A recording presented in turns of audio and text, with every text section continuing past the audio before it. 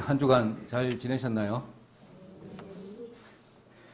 자, 먼저 본문 말씀 한번 보고 말씀 이어가도록 하겠습니다. 좀 길긴 하지만 좀 같이 좀 읽었으면 좋겠습니다. 에베소서 2장 1절로 10절까지입니다. 에베소서 2장 1절로 10절. 시작. 너희의 허물과 죄로 죽었던 너희를 살리셨도다. 그때에 너희가 그 가운데서 행하여 이 세상 풍속을 쫓고 공중의 권세 잡은 자를 따랐으니 곧 지금 불순종의 아들들 가운데서 역사하는 영이라. 전에는 우리도 다 그 가운데서 우리 육체의 욕심을 따라 지내며 육체와 마음에 원하는 것을 하여 다른 일들과 같이 본질상 진노의 자녀가 되었더니 국률에 풍성하신 하나님이 우리를 사랑하신 그 큰 사랑을 인하여 허물로 죽은 우리를 그리스도와 함께 살리셨고 너희가 은혜로 구원을 얻은 것이라. 또 함께 일으키사 그리스도 예수 안에서 함께 하늘에 앉히시니 이는 그리스도 예수 안에서 우리에게 자비하심으로써 그 은혜의 지극히 풍성함을 오는 여러 세대에 나타내려 하심이니라. 너희가 그 은혜를 인하여 믿음으로 말하며 구원을 얻었나니 이것이 너희에게서 난 것이 아니요 하나님의 선물이라. 행위에서 난 것이 아니니 이는 누구든지 자랑치 못하게 함이니라. 우리는 그에 만드신 바라 그리스도 예수 안에서 선한 일을 위하여 이 일은 하나님이 전에 예비하사 우리로 그 가운데서 행하게 하려 하심이니라. 아멘.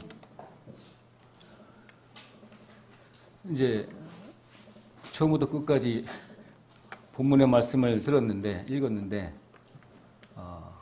추가적인 말씀이 필요 없을 것 같아요. 저도 이제 단에서 내려가도 될 것 같아요. 그래서 이 말씀을 몇 번 이렇게 묵상하면서 이렇게 읽어보니까 바울 사도가 우리 앞전에 기도한 내용을 앞전에 이렇게 같이 상고를 해봤는데 기도의 내용이 그대로 여기 맞물려 있는 그런 내용으로 이렇게 보여집니다. 사도 바울이 그의 애타게 심혈을 기울였던 에베소 교회에 성부, 성자, 성령의 삼위에 이루어졌던 내용들을 이제 교회에다가 말씀이 그대로 이제 전달돼야 되는데 또 그 이전에 그 말씀을 하기 이전에 오늘 본문 말씀을 읽기 이전에 기도한 내용입니다. 자, 기도한 내용 간단하게 제가 좀 읽어드리겠습니다. 중보 내용이죠.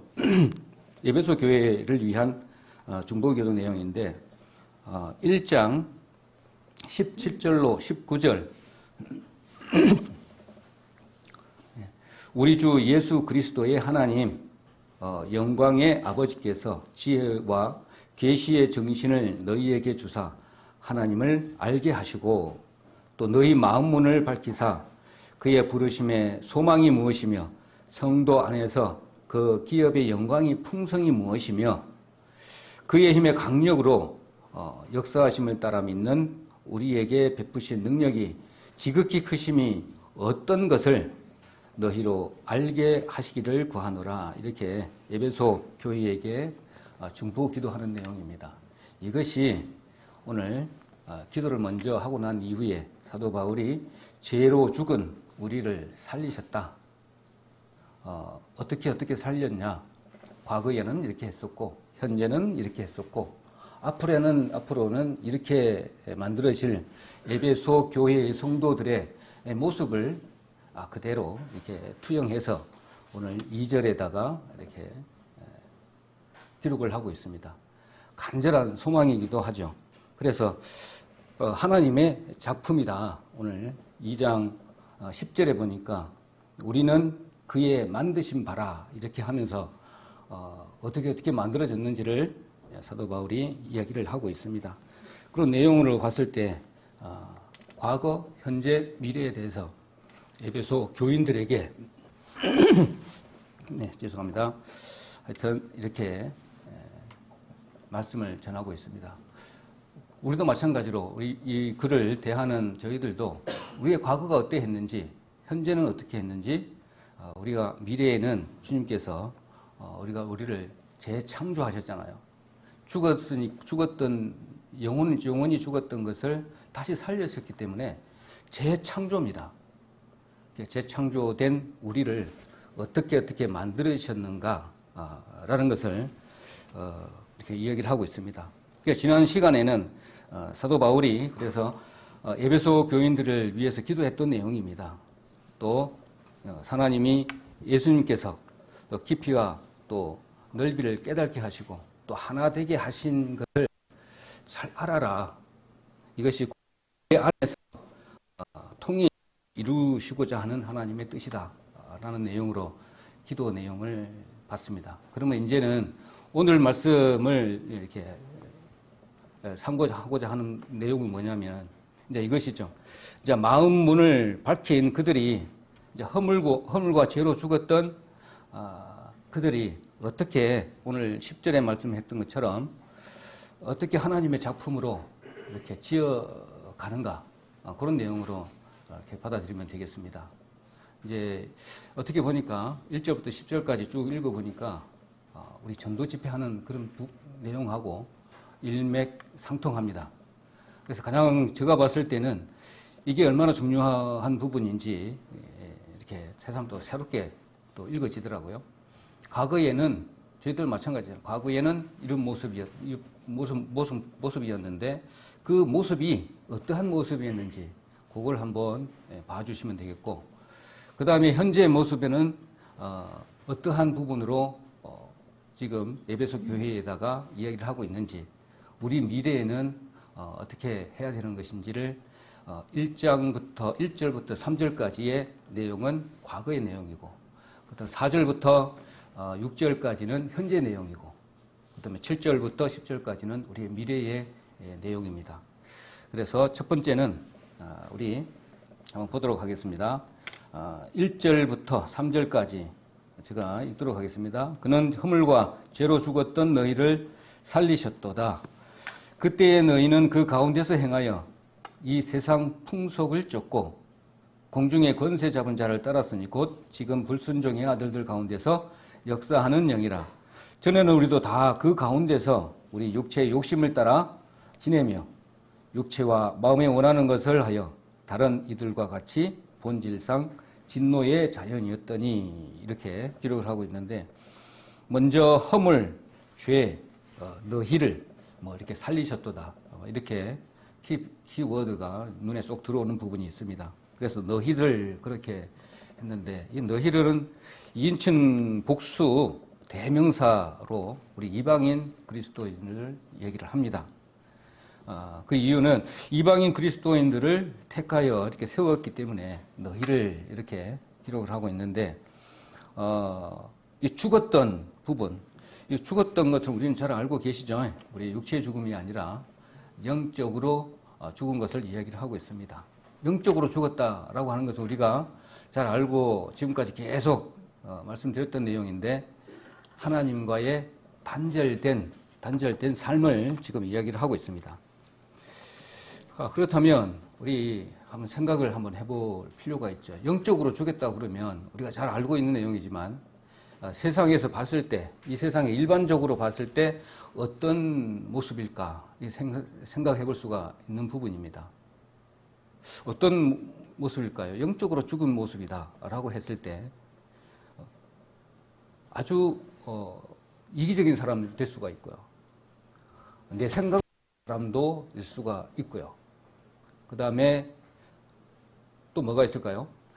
내 욕심만 기르는 그런 부분도 있을 것이고, 또 다른 사람은 전혀 생각지도 않고 행동하는 사람들도 있을 것이고, 여러 가지 있을 것입니다. 그렇다면 또 얼굴이 어둡다든지 표면적으로 봤을 때 이런 부분으로 이렇게 표현을 할 수가 있을 것입니다. 그리고 어떻게 보면 또 감사하지도 않는 그런 사람들도 또 그런 부분이 있을 수가 있을 것입니다. 근데 가장 이렇게 두드러진 부분은 욕망일 것입니다. 대표적인 것이죠.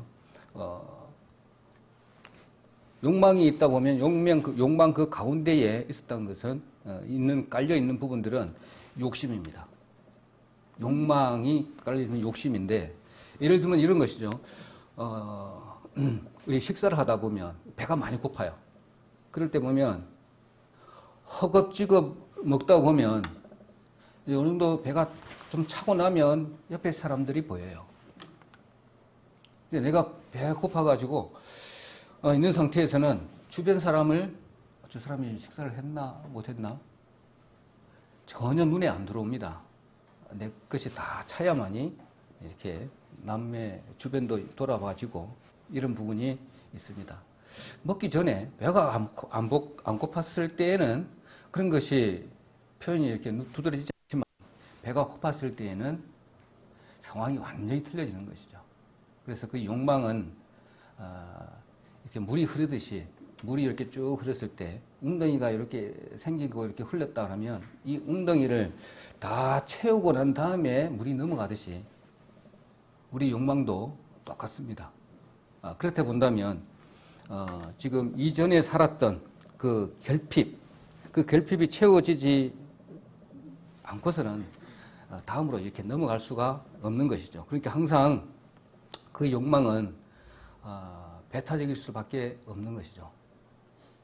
자, 그렇게 본다면 그 배타적인 부분은 뭐냐 그러면 이제 우리도 마찬가지잖아요. 우리 마음 가운데 어떤 때는 그런 마음이 들고 어떤 때는 그런 마음이 안 들 때가 있는데 그런 마음 욕심이 가득 차고 욕망이 가득 차 있을 때 보면 이제 상대방이 먹을 때는 저 사람이 안 먹었구나 이게 눈에 보이지만 나누어야 되겠다 보이지만 반대로 먹는 것 위에 다른 것에다가 비유를 하게 되면 그 상대방은 나의 경쟁자로 보게 되는 거죠. 나의 어떤 나누고자 하는 그런 상대가 아니라 경쟁자로 보여진다는 겁니다. 욕망이 앞서면. 그래서 이제 배타적이다라는 부분들로 이렇게 이야기를 할 수가 있습니다. 이 마찬가지로 에베소 교회에도 이런 부분이 가득 차 있는 거예요. 사도 바울이 봤을 때. 이방인들도 있고, 유대인 그리스도인들도 있고, 또 사방팔방에서 왔잖아요.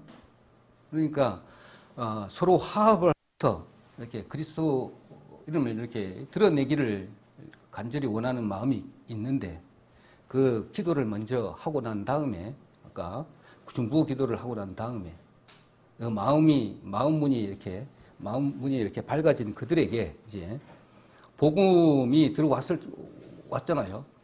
그래서 너희들이 지금 살고 있는데 이전에는 이런 삶을 살았고 현재는 이런 살았는데 가만히 보니까 욕망이 가득 차 있어요. 내 것밖에 모르고 그 다음에 서로 화합해야 될 그 상대가 경쟁자로 이렇게 보이는 그런 상황입니다. 그래서 막 이렇게 얼굴이 경직되어져 있고 내밖에 모르고 그 다음에 감사할 줄도 모르는 그런 부분으로 아마 사도 바울이 에베소 교회에 이렇게 보여진 그런 내용이 아닌가 이렇게 봐집니다. 그래서 영적으로 죽었다라고 했을 때는 기쁨이 없겠죠. 기쁨도 없어지고요. 얼굴에 수심이 가득하고요. 그 다음에 뭡니까? 배려하는 것도 없어지고 이런 부분이 있을 것입니다. 그래서 결국은 그런 모습들이 하나님과 분리된 그런 상태의 모습 이렇게 보여졌던 것 같습니다. 잘 표현되어 있는 것이 있죠. 자, 그래서 마태복음 6장 24절 한번 보도록 하겠습니다. 마태복음 6장 24절. 욕망이 가득 찬 상태로 봤을 때 그걸 보고 예수님께서 하신 말씀입니다. 마태복음 6장 24절인데요. 그냥 제가 읽어드리도록 하겠습니다. 너희가 하나님과 재물을 겸하여 섬길 수가 없다라는 내용입니다. 하나님을 섬긴다고 하면서 오늘 욕망이 가득 차 있는 에베소 교회의 여러 성도님들 일이 있었는데 어떻게 해요? 욕심만 가득 차 보니까 욕망은 좋은 욕망입니다. 욕망이 바르게 했을 때는 욕망이 없으면 안 되잖아요. 그 욕망이 한쪽에 너무 치우쳐 있는 에베소 교회를 본 것이죠. 그리고 이사야 59장 2절도 한번 보도록 하겠습니다. 이사야 59장 2절. 이사야 59장 2절. 이거는 같이 보도록 하겠습니다. 이사야 59장 2절 말씀. 이사야 59장 2절입니다. 시작. 오직 너희 죄악이 너희와 너희 하나님 사이를 메었고 너희 죄가 그 얼굴을 가리워서 너희를 듣지 않으시게 함이니. 그 다음에 3절도 같이 한번 읽도록 하겠습니다. 이는 너희 손이 피해 너희 손가락이 죄악에 더러웠으며 너희 입술은 거짓을 말하며 너희 혀는 악독을 말함이니라. 이 말씀을 보면 그 상태를, 에베소 교회의 상태를 그대로 보여주는 내용일 것입니다. 그래서 2장 1절에 죄와 허물로 죽었던 것을 의미를 하고 있습니다. 그렇다면 어느 정도 초대교회부터 쭉 올라왔지만 에베소 교회의 그 상태를 바로 표현한 그런 말씀이기도 합니다. 그래서 허물, 우리는 잘 알고 있듯이 정해진 경계선을 이렇게 넘거나 이렇게 바른 길에서 벗어난 그런 의미도 합니다. 해야 할 것들, 하지 말아야 될 것들의 그 경계선을 넘어버린 것이죠. 이것이 허물이라고 합니다. 그리고 죄는 우리가 잘 알고 있듯이 하나님께서 제시한 그 인생의 목표 내지는 정확히 그 목표를 정확히 이렇게 맞추지 못했다라고 하는데 관역이라고 표현을 하고 우리가 잘 알고 있는 그런 부분이기도 한데 거기에서 벗어났다 이렇게 하면 좀 이해가 잘 안 되니까 하나님의 그 뜻과 법도를 이렇게 벗어났다 이렇게 이해를 하면 될 것입니다. 그래서 잘 알고 있듯이 우리 잘 알고 있지만 이분 분들을 삶에 적용하는 그런 부분에 있어서는 조금 부족한 부분이 많이 있는 줄 압니다. 그렇지만 죄와 허물은 이렇게 다른 것이 아니라 동의어입니다. 허물도 마찬가지고요. 그 죄도 마찬가지입니다. 그래서 에베소 교회의 이러한 모습들이 팽배해져 있었던 것을 이렇게 알 수가 있습니다. 그러고 나서 마지막 절에 1장 1절 마지막 부분에 보면 이제 살리셨도다 했어요. 죄와 허물에서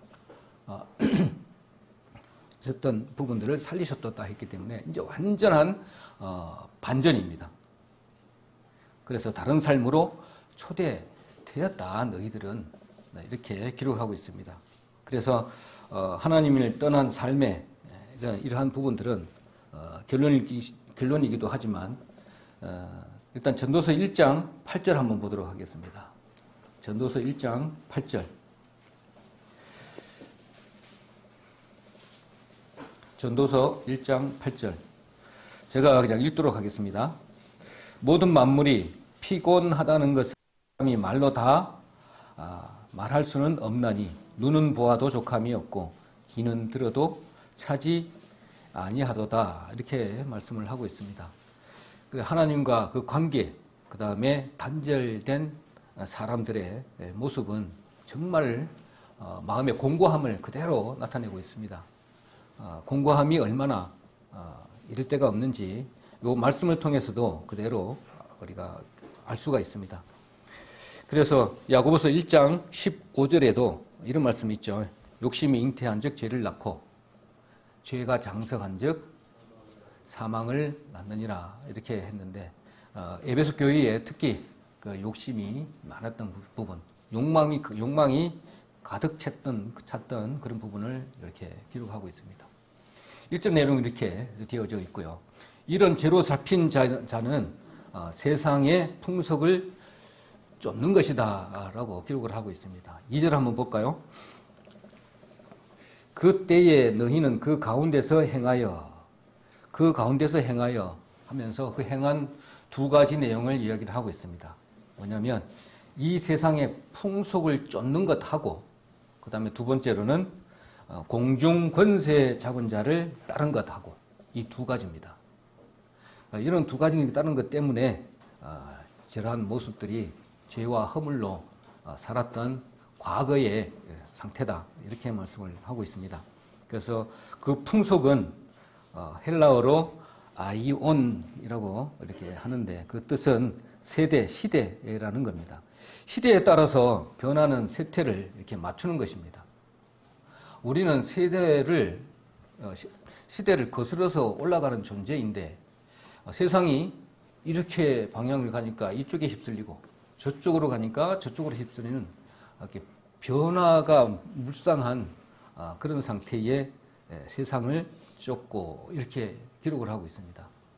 세상은 아무리 우리 세상 쪽으로 한번 이야기를 좀 더 해보면, 아담 타락 때부터 지금 때까지 사탄 마귀의 계계에 노출되어 있는 상태입니다. 그 이유는 제가 말씀을 계속 드려서 우리가 다 알고 있듯이, 아담 타락 때부터 해서 쭉 사단 마귀는 구약에는 이스라엘 민족을 교육의 대상으로 하셨고, 신약에 와서는 우리 구원받은 그리스도를 대상으로, 신약에 와서는 우리 에스겔 7장 이야기했듯이, 다니엘 7장이죠. 7장에서 이야기했듯이 두 짐승이 우리를 괴롭혀요. 사단 마귀입니다. 그 짐승이 강력한 힘을 발휘해서 우리를, 그리스도인들을 교육시키는 교육 도구로 만드셨다고요.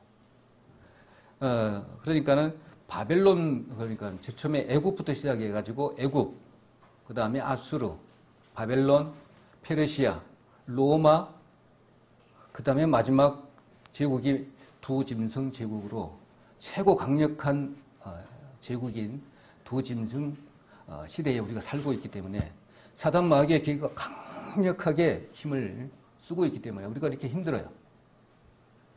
그런데 그 힘든 부분에 있어서 지금 이때 세상 풍속을 쫓고, 이거는 사단 마귀를 따랐고, 그 말입니다. 공중 권세 잡은 자를 따랐다. 사단 마귀의 계획의 그 방향에 따라서 거슬러야 되는데 그게 따르고 살았던 존재이다 라는 겁니다. 그래서 세상 풍속을 쫓는 사람들이었다. 곧 그것이 공중 권세 잡은 자를 따른 것이다. 불순종의 아들들 가운데서 역사하는 그 영이다. 사단 마귀의 영을 따랐다. 그런 나름 이야기입니다. 그것이 곧 영적인 실체를 지금 이해를 하고 있습니다. 우리 눈에는 보이지는 않지만 지금 바로 이 우리 가운데서도 역사하는 영입니다. 잠깐만 우리가 다른 데로 마음을 돌리다 보면 그 마음이 강력하게 우리 마음에 심어줘서 다른 것을 쫓을 수 있는, 얼마든지 우리가 노출되어 있는 상태입니다. 그래서 얼마 전까지만 해도 저 성도가 상당히 신실한 성도였는데 어느 날 보니까 다른 영에 휘말려가지고 딴 생각을 하고 있고 다른 데 마음이 가 있고, 이런 부분들을 얼마든지 볼 수가 있습니다. 그래서 사단 마귀는 에베소 교회 성도들에게 사단 마귀의 계계들에 항상 노출되어 있기 때문에 그 강한 모습도 같이 이야기를 하고 있습니다. 누구는 그 영에 지금 따르고 있다. 한번 봐봐라. 아마 이런 말씀이기도 합니다. 그래서 사단 마귀, 공중 권세 잡은 자를 간단하게 더 설명을 좀 드리자면, 그 명칭은 사단, 마귀 같은 존재입니다. 그리고 사탄은 루시퍼를 이야기를 하는 겁니다. 사탄을 두고 사탄들 이렇게 이야기를 안 합니다. 그러니까 천사 조직의 제일 위의 천사, 그 밑에 천사의 그룹의 장입니다. 사탄 마귀는, 그 루시퍼는. 그래서 그 루시퍼 사탄 세력들이 그 밑에 쫙 졸개들이 있다고 우리 예전에 우리 공부 좀 한번 한 적이 있습니다. 근데 그들이 어디를 우리에게 공격을 하냐 그러면, 하나님께서 우리에게 주신 선물들 많잖아요. 선물들을 그대로 공격을 해요. 그래서 그걸 통해서 우리를 교육시키는 겁니다. 뭐냐면 아름다운 자연을 1차적으로 공격을 합니다. 사람들을 통해서 자연을 다 망가뜨려요. 산성비가 내리고부터 시작해가지고 뭐 얘기 안 해도 잘 알 겁니다. 그래서 우리가 잘 알고 있는 내용이니까. 그 다음에 특히 물이 얼마나 오염되어 있는지 모릅니다. 물을 그 다음에 공기도 마찬가지죠. 미세먼지부터 시작해서 얼마나 공격을 하는지 모릅니다. 그 다음에 햇볕. 제일 마지막에는 복음을 공격을 합니다. 이게 사단 마귀가 하는 하나님이 허락하신 방법이겠죠. 자, 그래서 전부 무료로 주신 선물들을 다 공격을 하는 것이죠. 자, 그럼 왜냐하면 그거는 비싸기 때문에 우리 잘 알고 있잖아요. 비싸기 때문에 그냥 주실 수밖에 없는 그런 부분을 공격을 하는 것이죠. 그래서 우리 복음적으로 본다면 가장 중요한 부분은 종교 다원주의. 우리가 살짝이 은근슬쩍하게 가만히 앉아서 또 가만히 들어와서 이런 부분들을 우리를 공격을 합니다. 자, 그리고 이들의 우리 특별한 이름들이 있죠.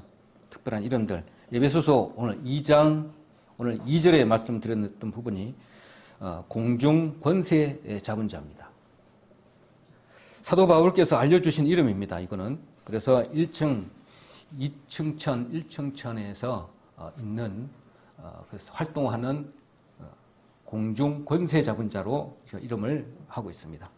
고린도후서 4장 4절에는 우리가 잘 알고 있으니까 그냥 넘어갑니다. 고린도후서 4장 4절에는 이 세상 신이라고 했어요. 이 세상 신. 그래서 이 세상 신은 이 세상 사람들이 섬기는 것이죠. 그래서 이 세상 신입니다. 특히 일본에는 800만 개의 신이 있죠. 그게 이름이 토속신인데 카미라고 하는 신을 토속신이겠죠. 800만 개, 어마어마하더라고요. 그 안에는 우리나라 사람들도 많이 있어요. 신. 이순신도 섬기고 있습니다. 이순신 장군도 섬기고 있어요. 이렇게 800만 개라고 그러길래 또 상상이 안 되더라고요. 그렇게 많은 신을 섬기고 있습니다. 그것들은 이 세상 모든 악령의 그룹들을 섬기고 있다라는 것을 이렇게 말씀하고 있습니다. 그 다음에는 요한복음 12장 31절에 보면 이 세상 임금이라고 했죠. 그거 알고 있는 부분입니다. 이 세상 임금이고 세상의 세상 신이고 그 다음에 공중 권세 잡은 자. 이들이 우리를 괴롭힌다니까요. 하나님이 허락하신 겁니다. 내가 오늘 교회를 가려고 그러는데 또 급한 일이 또 생겨요. 그러면 이제 갈등이 이렇게 생깁니다. 갈등이. 이런 부분 하나하나, 미세한 부분 하나하나까지 사단 마귀는 늘 우리를 괴롭히고 있다고 보면 됩니다. 그걸 왜 그럴까요? 왜 하나님이 그런 것을 허락하셨을까요? 그것을 통하지 않으면 귀한 것을 찾으려고 하는 이 마음에서 동요가 일어나지가 않아요. 그리고 복음을 우리 편에서는 공짜로 받았어요. 그렇지만 하나님 편에서는 그렇지 않잖아요. 엄청난 값을 치르고 우리에게 주신 것인데 이걸 그냥 줬다? 하나님께서는 그냥 받을 수 있는 그 피조물이 이렇게 받을 수 없는 존재예요. 그렇기 때문에 제가 말씀드렸지만 이 세상에다가 시간적인 공간에다가 역사적인 부분을 허락을 하셔서 역사를 통해서 그 시간 가운데에 교육 훈련을 시키지 않으면 하나님이 원하시는 모습으로 만들지를 못해요. 그렇기 때문에 시간이 필요했고 역사가 필요했고 그리고 한꺼번에 주면 안 되기 때문에 아까 애굽 제국을 통해서 마지막 두 짐승 제국까지 7제국을 통해서 단계적으로 점진적으로 우리를 훈련시키지 않으면 우리가 하나님이 원하시는 모습으로 만들지 못한다는 것이죠. 그냥 줘버렸기 때문에 그게 우리 피조물의 연약성이고 한계성이다 라는 부분에 우리가 설명을 해서 알고 있습니다. 그럼 우리가 그 안에 엄청난 오늘 과거, 현재, 미래의 이 복음을 주셨는데, 복음의 메시지를 주셨는데, 그 하나님이 하신 일에, 그 일에 우리가 그 안에 쏙 들어가야 됩니다. 그 안에 들어오라는 것이죠. 그것을 지금 이야기를 지금 하고 있는 내용입니다. 그 사단 마귀의 활동 범위, 아까 한계성도 이야기를 했고, 그렇다면 이게 공중 권세 잡은 자가 공중이 도대체 어느 부분이냐? 이것도 우리가 알아봐야 되잖아요. 창세기에 보면 하나님이 천지를 하늘과 땅을 창조하셨다고 했을 때 거기에 보면 하늘들이라고 우리 이야기를 했잖아요. 예전에 말씀한 기억이 나는데 첫째 하늘 1층천, 2층천, 3층천이 있는데 1층천은 우리가 지구에서 봤을 때 100km 정도 그쪽의 지상 쪽을 이야기를 합니다. 2층천은 우주를 이야기를 하고 3층천은 영의 세계를 이야기를 합니다. 그렇다면 이 공중 권세 잡은 자가 1층천, 2층천에서 활동을 하고 있어요. 그런데 사도행전 1장 11절에 보면 예수님이 오셨던 모습 보는 그대로 올라가시리라, 이렇게 올라가신 모습대로 그대로 오시리라 이렇게 말씀했던 것처럼 그 공중을 보면 그 오존층을 이야기를 합니다. 그래 히라브나 그 그리스어로 보면 아에르라고 A-E-R 이렇게 표현을 하고 있는데 아랫공중이라고 기록이 되어 있습니다. 그러니까 우리 눈에 볼 수 있는 그런 부분이죠. 거기에서 이렇게 나타나는 것이죠. 그게 에베소서 오늘 2장 2절의 말씀입니다. 우리 눈에 보이는 만큼 내려오신다. 그럼 공중재림이잖아요. 공중재림은 헬라 그리스어로 파루시아라고 이야기를 합니다. 그리스도의 재림을 이야기를 합니다. 그리고 우리 눈에 보이는 위치로 내려오시겠죠. 그럼 우리는 알 수가 있어요. 예수님이 올라갔다 내려오는 모습을 보는 것처럼, 누가 보는 것처럼, 올라간 거 보는 것처럼 내려오실 때도 마찬가지일 것입니다. 근데 공중에 나타나신다 하실 때 아까 사도행전 1장 11절의 말씀입니다. 하늘로 가심을 본 그대로 오시리라 라고 하신 말씀입니다. 그래서 그 1층천에서 사도행전 1장 11절 말씀과 데살로니가 전서 4장 17절 우리 잘 알고 있는 부분 재림의 말씀입니다. 그 부분 그대로 오신다라는 것입니다. 그러면 아까 공중 권세 잡은 자를 다른 부분은 이걸로 설명이 충분하실 겁니다. 그들을 따랐기 때문에 허물과 죄로 죽었다라는 겁니다. 영이. 그다음에 전에는 3절 보니까 전에는 우리도 다 같이 그 가운데서 우리 육체의 욕심을 따라 지내며 육체와 마음에 원하는 것을 하여 이렇게 기록을 하고 있습니다. 3절에. 이건 제일 중요한 키포인트는 요 마음일 것입니다. 마음은 헬라어로 디아노이아, 우리 예전에 또 말씀을 드렸잖아요. 카르디아가 있고 디아노이가 있고 그 다음에 젤로 위에 문이 있고 마음의 우리 혼 부분에 있어서 마음이라는 그 부분에 네 가지로 이렇게 표현해 놨다고 했잖아요. 젤로 위에는 문이 있었고 마음문이 있었고 그 밑에는 마음의 뜻이 있었고 그 밑에는 마음이 있었고 다 제일 가운데는 심중이 있었어요. 그것이 헬라어로는 구분해서 말을 해놨거든요. 그래서 결단력을 표현하는 부분, 그 다음에 오늘과 같이 마음, 생각을 주장하는 그런 부분, 그 다음에 힘을 바라는 가운데 문, 마음이 이렇게 돈독하게 먹고 있으면 힘이 나잖아요. 마음의 힘. 그 다음에 뜻을 세우잖아요. 마음에서 뜻을 딱 세우고, 이런 부분을 이야기를 하고 있는데, 이 육체와 그 마음이 원하는 것을 하여, 전에는 그랬다는 겁니다. 그러니까 뭡니까? 내가 저 사람하고 아무 관계도 없어요. 그리고 내가 잘못한 것도 없고 그 사람이 잘못한 것도 없는데 괜히 미워. 그럼 이것은 어디에서 온 거예요? 뭐 주고받고도 없는데 저 사람 얼굴만 보니까 괜히 짜증이 나. 이런 경우 많이 있죠. 괜히 준 것도 없는데 받은 것도 없는데 미워해. 그건 어디에서 온 것이냐고. 우리는 저 마음이 내 마음이 좀 분명하다고 생각하지만 그렇지 않는 거 우리 잘 아시잖아요. 뭐냐면 그 마음은 내 마음, 의지, 생각 이것조차도 죄에 얼룩져 있기 때문에 내 마음대로 할 수가 없는 것입니다. 그래서 죄 중에 내가 태어났다라는 그 부분도 마찬가지고 이것을 일단은 하나님과 관계가 단절된 이후, 그러니까 타락한 이후부터는 저희들 마음이 그대로 되어 있기 때문에 그게 그대로 전달된 거기 때문에 그 마음이 그대로 있기 때문에 그런 것입니다. 그래서 이것을 바꾸고 하려면 아까 죄로 죽었던 것을 죽고 새로 태어나지 않으면 이것이 만들어질 수가 없는 것이죠.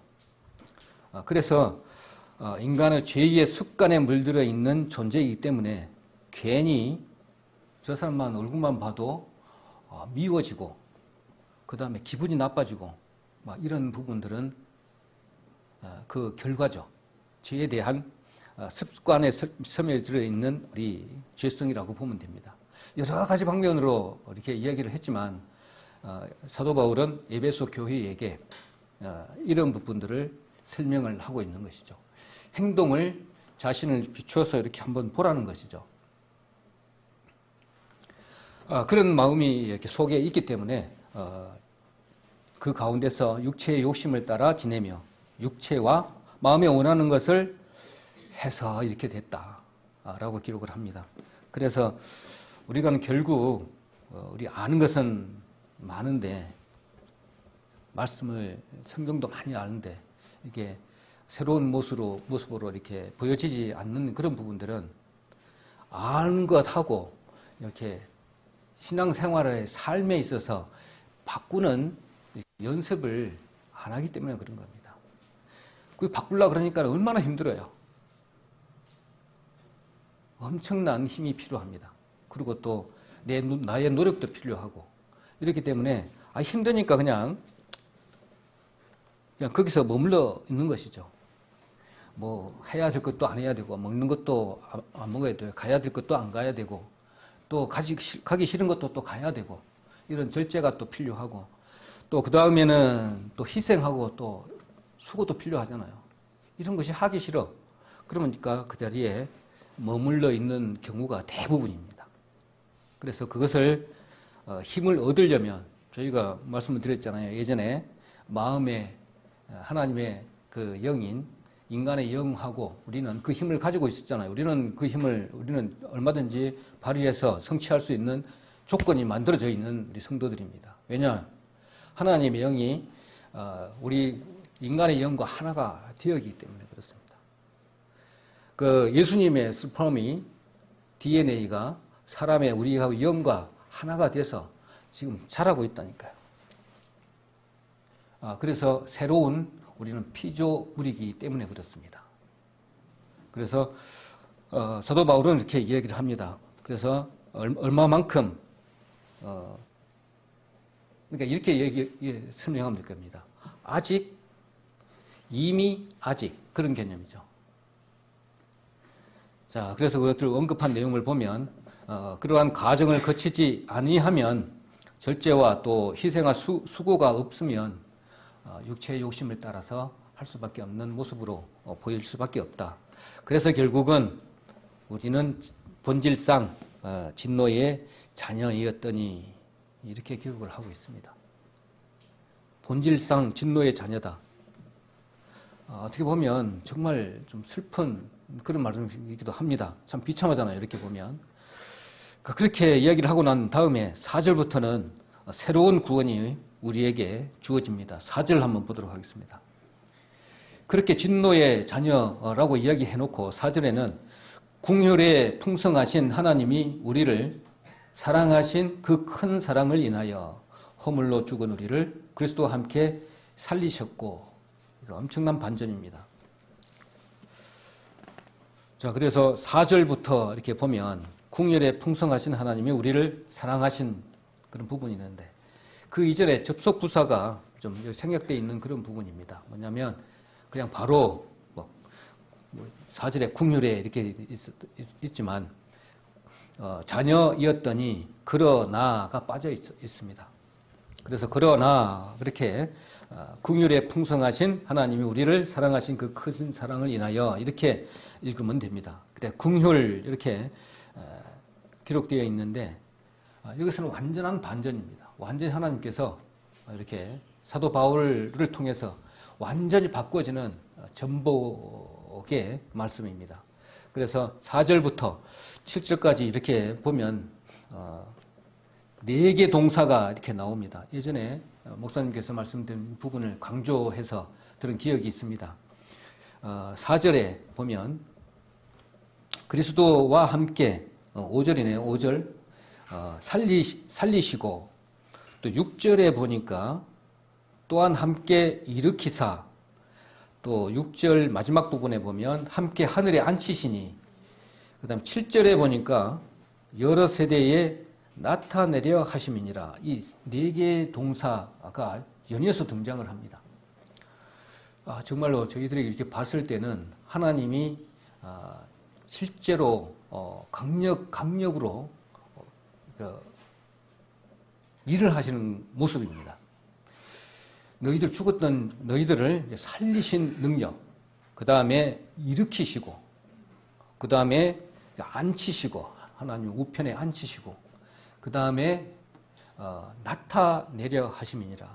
우리는 지금 나타내는 데에 우리는 집중을 해야 되는 그런 부분입니다.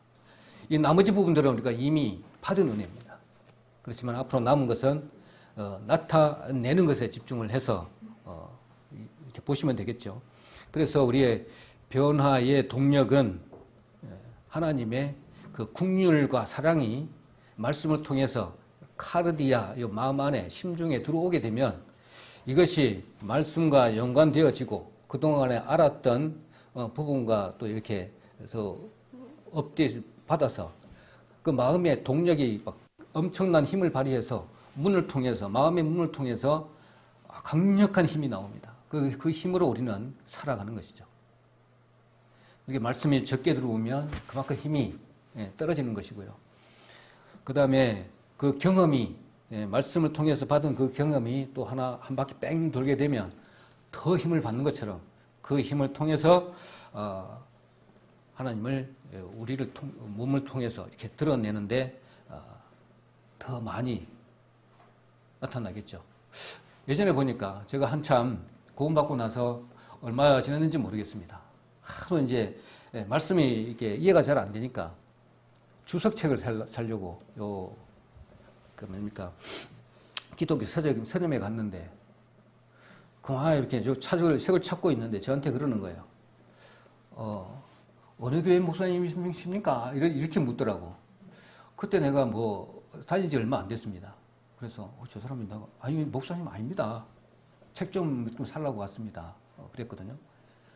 그때는 항상 이렇게 심취해가지고 있어가지고 항상 어떤 모습인지 모르겠어요. 하여튼 모르겠는데 얼굴에가 나타납니다. 하나님 말씀에 감동이 돼서 엄청난 힘이 이렇게 발휘되었을 때는 후광이라고 해야 됩니까? 후광이라는 그런 부분들도 보여져요. 그리고 하나님께서 이렇게 말씀을 통해서 우리 그렇게 나타날 수 있도록 우리 그렇게 지었잖아요.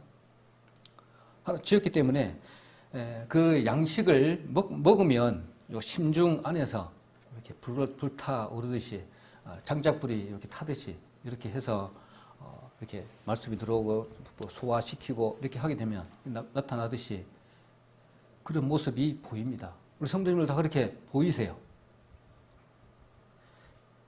지금은 우리만 있으니까 안 보이시지만 세상 사람하고 딱 같이 이렇게 딱 보이잖아요. 그럼 바로 보입니다. 바로 나타나요. 그런 것처럼 나의 능력이 그대로 나타나는 것을 보여집니다. 그래서 은혜 하는데 하나님의 그 긍휼과 또 사랑이 합해지면 우리가 통상 이야기하듯이 그 은혜다라고 이야기를 합니다.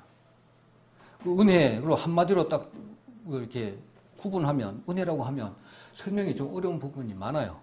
그런데 그 하나님의 그 긍휼하고 그 사랑입니다. 왜냐하면 하나님이 곧 죽었던 너희들을 죄와 허물로 죽었던 너희들을 친히 오셔서 당신이 죽으셔서 죽어있는 영혼을 내 자식처럼 불쌍히 여기는 그 마음으로 우리를 살리셨고 라고 이야기를 하는 것입니다. 그 바탕에는 사랑이 없으면 그것이 있을 수가 없는 것이죠. 그 사랑은 뭐냐면 이제 하나님 그 마음, 그 사랑을 우리에게 넣는 존재로 만드셨다는 것입니다. 그 사랑을 우리 마음에다가 그 사랑을 넣어서 그걸 표현해 주신 것이죠. 그것이 하나님의 사랑이고 피조물을 만들어서 나의 작품으로 만드시겠다는 것이죠. 그게 얼마나 그러니까 하나님의 꿈이죠. 하나님의 꿈. 하나님의 꿈은 죽었던 너희들을 살리셔서 이렇게 긍휼과 하나님의 그 사랑을 그 안에다가 부어 넣어서 하나님의 꿈을 이루시겠다는 큰 계획이잖아요. 그게 하나님의 경륜이고 또 하나님의 목표고 하나님이 원하시는 원대한 그림일 것입니다. 그 그림에 우리가 혹 빠져들면 되는 것이죠. 그것이 곧 믿음이고 구원입니다. 하나님께서 다 베풀어 놓으셨어요. 다 베풀어 놓은 거기에서 내가 한 발짝 디디면 되는 것이고요. 그 안에 참여하면 되는 것이고 또 하나님이 다 베풀어 준 손을 내밀었는데 내가 그것을 잡으면 되는 것이죠. 자, 그 내용을 지금 이야기를 지금 하고 있습니다. 그래서 그리스도께서 그러니까 사도 바울이 이야기를 하는 것이죠. 그리스도의 죽음 가운데서 일으키시고 하늘에 오르게 하신 주님이 그러면 우리 또한 일으키시고 하늘에 오르게 하심을 사도는 그런 이야기를 하고 있습니다. 하나님의 그 약속이죠.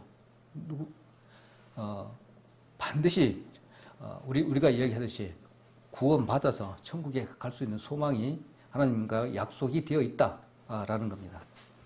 자, 그것이 우리 신앙인들이 가져야 될 가장 큰 어떻게 보면 자부심일 수도 있습니다. 그래서 하나님의 긍휼과 사랑이 나를 일으켜 세웠다라는 것이죠. 그러면 우리 에베소 교인들이 그러면 어떻게 살아가는 모습이 바로 표시 나잖아요. 그렇게 큰 구원을 받고 생활해야 되는 그런 에베소 교인들이 정말 힘없게 살고 그 다음에 세상 풍조에 막 휘말려 다 살고 막 이런 모습을 봤을 때 사도 바울이 얼마나 안타까웠는지 이 부분들을 생각해 봅니다. 저 부분도 마찬가지예요. 어떤 때는 좀 담대하고 똑바로 서고 이렇게 살아야 되는데 담대하게 또 말도 이렇게 기어 들어가는 목소리 말고 당당한 모습으로 살아야 되는데 어떤 때 보면 소극적으로 살 때가 있습니다. 자신이 없어 하는 모습으로 살 때가 많이 있습니다. 우리는 그런 모습이 아니잖아요. 그래서 우리는 신앙인이라고 한다면 우리가 좀 곧바로 좀 서야 차락해서 똑바로 좀 서서 우리 생활을 할 필요가 있다는 겁니다. 우리는 하나님을 우리를 통해서 비춰주고 나타내야 되는 그런 존재이기 때문에 그렇죠. 요즘 그런 생각을 많이 해봅니다. 이렇게 신앙생활을 하다 보니까 우리 가정마다 천국을 이렇게 가정의 천국을 바라는 그런 기대감도 많이 있잖아요. 그런데 우리 가정을 이렇게 보면 그렇지 못한 부분이 너무 많아요. 그래서 신앙 생활 하기 이전에, 막 시작하기 전에, 우리 가정을 천국으로 만들어야 되겠다, 내가. 그런 계획도 있었어요. 그리고 다 같이 손잡고 교회 한번 가야지. 어? 그러고 나서 그게 좀 지나가니까 가족끼리 한번 찬양도 한번 해야지. 그런 기대가 많이 있었습니다. 그런데 가정에서 그렇게 되던가요? 잘 안 되잖아요. 그래서 이렇게 보니까 그 왜 그럴까 이렇게 생각을 해보니까 내가 한번 적어봤는데 가족 관계는 정말 내가 한번 경험해 봤는데 정말로 친밀하면서도 어려운 관계더라고요. 정말 어려운 관계더라고요. 왜 그럴까 이렇게 봤을 때 매일 붙어 살아서 그런가? 아니면 내가 다 알고 있어서 그런가? 아니면 뭡니까? 다 안다고 생각해서 그런가? 또 너무 편해서 그런가? 뭐 여러 가지 생각이 들 수 있잖아요. 그러니까 가만히 이렇게 보니까 내가 편해서 다 받아줄 줄 알고 그냥 편하게 이야기를 하고 행동해서 그런가 이런 생각도 많이 해봅니다. 그래 그 가만히 보니까 뭐냐고 이렇게 곰곰이 이렇게 생각해보고 이렇게 봤을 때는 그겁니다. 하나님께서 아주 작은 소 단위로 우리 가정을 주셨잖아요. 그렇게 된다면 이 작은 단위의 가정에서 천국을 맛보라고 주신 것인데 이 천국, 이 자그마한 이 조직에서 천국을 맛볼 수 있음과 동시에 훈련의 조그마한 장소더라고요. 교육훈련의 장소라는 것을 알게 됐습니다. 뭐냐면 서로 바라는 것들이 많으니까 이제 거기서 갈등이 심해지고 그렇다고 바라는 것이 없으면 안 되잖아요. 그러니까 그게 조율을 이렇게 잘 맞춰야 되더라고요. 그래서 그 중에 한 사람이 가정 중에 한 사람이 다 하나님 말씀을 이렇게 품어가지고 리드를 해야 되더라고요. 뭐냐면 어떤 형제는 어떤 자녀는 이렇게 기가 세가지고 올라와. 어떤 자녀는 키가 좋아가지고 팍 이렇게 이러고 있어. 그게 이거더라고요. 이게 우리 예전에도 말씀을 드린 부분도 있고 한데 수신제가 치국평천하 우리 잘 알고 계시잖아요. 한 사람이 몸을 가지런히 닦고 딱 서 있고요. 수신 마음이 아니라 우리 신체예요. 우리 몸이에요. 몸을 가지런히 가정 가운데 있어야 되고요. 수신제가 하면 어떻게 됩니까? 집을 가지런히 해야 돼요. 어느 형제는 퍽 튀어나와가지고 막 완전히 막 기가 살아있어. 죽여야 돼요. 이거 죽이고 낮아져 있고 힘없고 이런 애들 북두도 줘가지고 위로 올려가지고 가지런히 만드는 사람이 있어야 된답니다. 그게 수신제가라네요. 그러고 난 다음에 바깥으로 나가서 이제 나라를 다스리고 세계를 평화롭게 만드는 그 일을 해야 된다라는 뜻인데 이렇게 바뀔 수는 없다네요. 먼저는 내 가정에 내가 똑바로 이렇게 가지런히 서야 되고 몸이 그 다음에 가정에 이렇게 평안하게 하려면 기가 센 형제 좀 줄이고 눌려야 되겠죠. 기가 낮아져 있는 자녀는 위로 올리고 우리 집사람이 있을 수도 있어요. 그래서 우리 집에 비교해 본다면 우리 아들이 좀 기가 세. 말이 많아.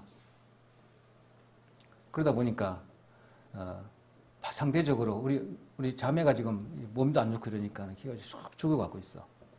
이걸 좀 이렇게 균형 있게 좀 맞춰주려니까 정말 힘들더라고요. 어제는 저녁에 우리 딸을 데리고 한번 산보를 이렇게 다녔습니다. 우리 자매가 이제 빵이 좀 먹고 싶다고 그러더라고요. 그래서 너무 시간이 늦었어요. 그래서 꼬소미 이제 쪽으로 이제 가면 보니까 시간이 7시라, 문 닫을 시간이라. 그래서 혹시나 하고 이제 그쪽으로 쭉 가면서 이제 한 바퀴 이렇게 돌고 오려고 했는데, 이제 문 닫았고, 문 닫았고, 형제 자매들끼리 이제 마무리 이제 하고 있는 모습을 들어갔는데, 그냥 지나가시려고 그랬는데, 먼저 앞에 가더만은, 아, 저 빵집이다 그러니까 알더라고. 그래서 예전에는 뭐가 있었다 그러더라고. 그러면서 이제 알면서, 그러면서 이제 그냥 쏙 들어가. 그냥 아무 말 없이 그냥 쏙 들어가더라고. 그러더만 이제 아는 사람이 2사람이 있고, 나머지는 이제 모르는 사람이래. 그러니까 이제 너무 당황해서 그냥, 그럼 그 이야기도 다 못했어요. 그냥 한번 그냥 한 바퀴 쭉 돌라고 그냥 간 건데. 그런데 이제 갔다가 와서 집에서 이야기를 많이 하더라고요. 아빠는 미리 가르쳐 주지. 예. 딱 보더만은 형제 2사람은 알 것 같은데 나머지 사람들은 내가 어려서 다녀서 그런지 몰라도 기억이 안 난다는 거예요. 그래서 왜 내가 모르는 사람이 있어? 이렇게 얘기하더라고요. 어렸을 때 보니까 기억이 안 나는 거예요. 우리 형제 자매들은 우리 담비를 다 알고는 있지만 이제 여러 사람을 보다 보니까 몰랐던 것이죠. 당황해 하더라고. 그래서 내가 또 너무 또 실수를 또 했구나. 또 그런 생각도 들고. 그래서 이제 집에 와가지고는 이제 우리 아들하고 막 뭐 여러 가지로 막 이야기를 하더라고요. 그래서 또 말씀 준비하고 있는데 옆에 와가지고 계속 방해를 놓고 정리가 잘 안 되잖아요. 옆에서 들고 나면. 이제 그동안에 여러 말씀을 조합을 했는데 이런 말씀을 해야 되겠다 하고 이제 마지막에 이제 저 같은 경우는 정리를 합니다. 내가 공부하기 위해서 정리를 해놓은 건데 여기 와서 단에서 전달하기 위해서는 또 새로운 이렇게 또 공부를 또 해야 돼요. 정리를. 이런 부분이 있기 때문에 정리가 안 되면 앞뒤가 뒤바뀌고 막 이러잖아요. 그럴 때 보면 옆에 와서 계속 아빠 뭐부터 시작해서 이야기를 이제 하게 되면 눈치 빠른 우리 딸은 이제 쿡쿡 찔러가지고 이제 그만하고 이제 들어가자고 하는데 그렇지 않은 부분도 있잖아요. 이런 부분, 저런 부분 이렇게 생각을 해보니까 가정에 수신제가 적극 평천하가 이렇게 먼저 돼야 되는데 이런 부분에서 내가 멀리 있다 보니까 그런 부분도 부족하고 여러 가지로 부족한 것이 너무 많더라고요. 그래서 이런 말씀도 해보는데 오늘 뭐 말씀이 다 안 되면 다음 시간에도 넘길 수가 있습니다. 그러니까 오늘 주제는 오늘 뭐 10절까지 쭉 돼 있는데 중간에 다 뛰어넘어도 되잖아요. 오늘 1절부터 10절까지 한번 다 읽으셨기 때문에 사실상 설교는 끝난 겁니다. 그래서 제일 마지막 부분 10절 부분 이것만 정확하게 우리가 기억하고 있다면 큰 문제가 없을 것이라 생각이 듭니다. 10절 보면 우리는 그의 만드신 바라 그리스도 예수 안에서 선한 일을 위하여 지으심을 받은 자니 이 일은 하나님이 전에 예비하사 우리로 그 가운데서 행하게 하려 하심이라. 전에 예비를 했답니다. 제가 말씀을 드렸던 부분이 있습니다. 고린도전서 2장 7절에 창세 전에 예비 다 해놓으신 것 아시죠? 하나님은 철저한 그 계획 속에 7천년 요 시간 동안에 하나님의 뜻을 다 이루시기 위해서 다 계획을 해 놓은 대로 그것이 곧 크로노스 타임이고 하나님이 계획하신 타임 안에 이것은 카이로스 시간 계획 안에 우리가 그 경륜 안에 다 포함되어 있는 것입니다. 그 안에 우리가 지금 살고 있는 그런 부분이고 그 다음에 이 부분을 떼서 이렇게 떼서 우리가 그 교훈을 받고 또 갖다 넣고 구약 신약을 또 빼내서 있고 또 집어넣고 이렇게 쭉 해 나가시면 됩니다. 그렇다면 우리 간단하게 쭉 넘어가게 되면 아까 10절 제가 말씀을 드렸는데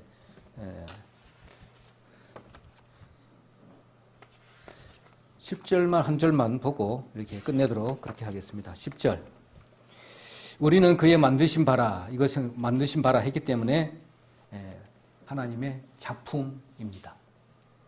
하나님의 작품. 작가 서두에 이야기했듯이 작품인과 동시에 재창조의 사역이 여기서 나타나 있습니다. 그래서 우리는 이제 하나님께서 공들여서 만드신 작품입니다. 공들여서 작품인데 스스로 자책하는 그런 부분이 있잖아요. 뭐냐면 하나님의 작품인데 왜 이 모양이야? 이렇게 할 수 있잖아요.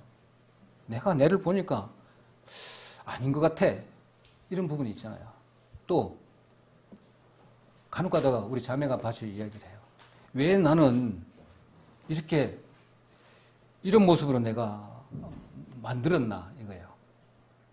제가 막 항상 중간중간에 이야기를 하지만 나는 이 삶이 처음에는 내 태어나서 살고 있는 게 지옥인 것 같아. 이렇게 이야기도 하고 절망적인 부분이 있잖아요. 왜 지금 태어났을 때부터 내가 간단하게 얘기하면 가장으로 우리 자매가 계속 컸기 때문에 엄청난 그 어려운 부분을 이렇게 겪고 왔는데 지금까지도 그러냐. 이런 부분이죠. 비관적인 부분. 그러니까 이런 부분이 왜,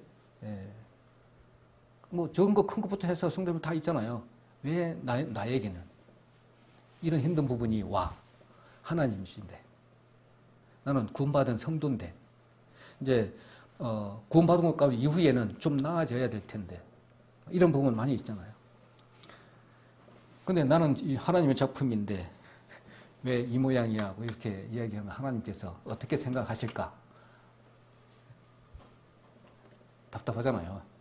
그래서 우리 디모데후서 2장 20절 한번 보도록 하겠습니다. 디모데후서 2장 20절. 디모데후서 2장 20절입니다. 디모데후서 2장 20절. 요 한 구절만 보고 정리하고 마치도록 그렇게 하겠습니다. 큰 집에는 금과 은의 그릇이 있을 뿐 아니요 나무와 질그릇도 있어 귀히 쓰는 것도 있고 천히 쓰는 것도 있나니 이렇게 말씀을 하고 있는데 보니까 토기장이가 진흙을 가지고 토기를 빚는데 금도 있고 은도 있고 질그릇도 있고 뭐 나무도 있고 뭐 이렇게 되어 있는데 어느 용도로 쓰시든지 7,000년 역사 가운데 하나님의 일이 여러 가지 있을 것이잖아요. 천국의 그 조직도 계층 사회고 그 다음에 우리 지옥에 가는 것도 계층입니다. 거기에 밑에 있는 성도들도 있을 것이고 그 단계별로 8개 단계, 9개 단계 있는 별로 다 있을 것입니다.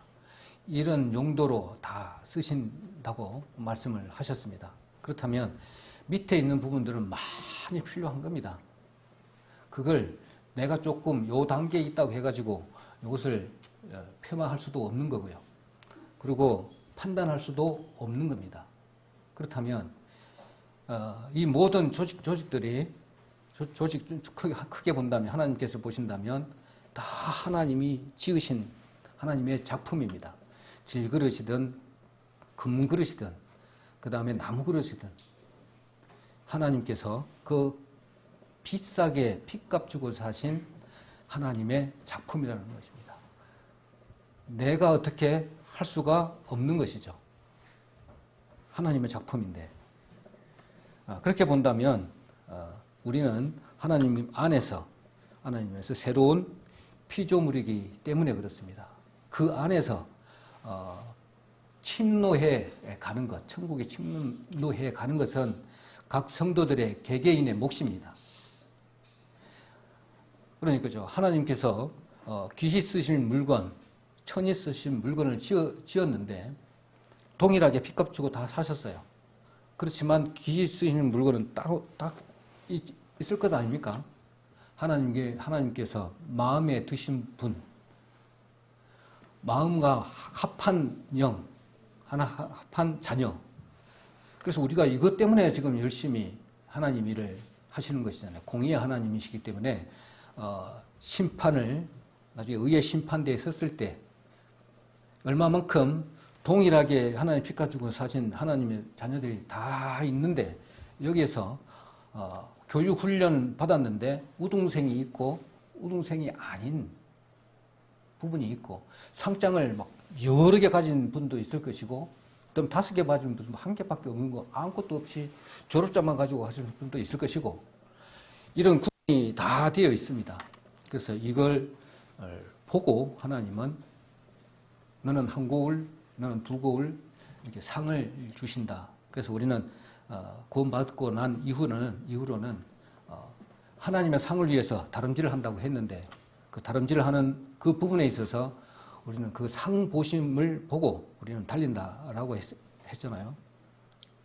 그렇기 때문에 오늘 10장에 말씀하신 것처럼 선한 일을 위해서 우리를 지은 목적이 위해서 우리를 지었기 때문에 선한 일, 하나님이 가장 기뻐하시는 일이 무엇인가?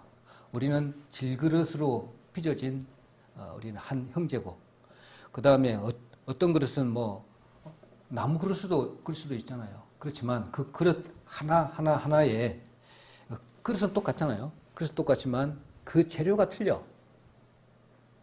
그렇지만 그렇다면 금그릇인데 그 안에 그릇 안에가 더러운 것이 있어. 그러면 안 되잖아요. 그리고 질그릇이라 그 안에 깨끗해. 이것을 하나님은 더 크게 보신다는 것입니다. 질그릇이냐 음그릇이냐 이거 중요한 게 아니고 그 안에 내용물이 깨끗하게 소지가 되어 있느냐. 그럼 얼마든지 하나님이 부어주실 때 은혜가 이렇게 넘쳐가 흐를 때 오로지 받을 수가 있는 것이고 가득 차 있어 더러운 것이 그러면 하나님 은혜는 거기에 차지를 못한다 이렇게 볼 수도 있겠습니다. 그래서 이제 하나님은 저희를 통해서 오늘 선한 일을 위해서 우리를 지으셨다고 했는데 새로운 창조의 목적이 여기에 있습니다. 죽었던 것을 새로 살리셨고 우리 영이 죽어지는 상태였는데 하나님의 그 DNA가 우리의 영과 하나가 돼서 새로운 피조물로 이렇게 재탄생되었기 때문에 이제는 하나님의 것이고 하나님의 종이고 또 하나님께서 선한 일을 위해서 우리를 지으셨기 때문에 그 지으신 목적에 합당한 모습으로 우리가 살아가야 되는데 그 모습이 이겁니다. 이제 항상 저 형제는 항상 그 감사가 넘치고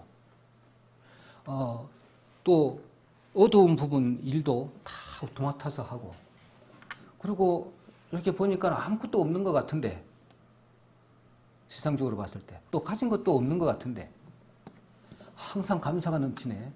옆에서 너는 아무것도 없는 것 같은데 왜 그렇게 기분이 좋고 감사를 해? 그 이유가 뭐냐고 물었을 때는 어떻게 이야기를 해야 될까요?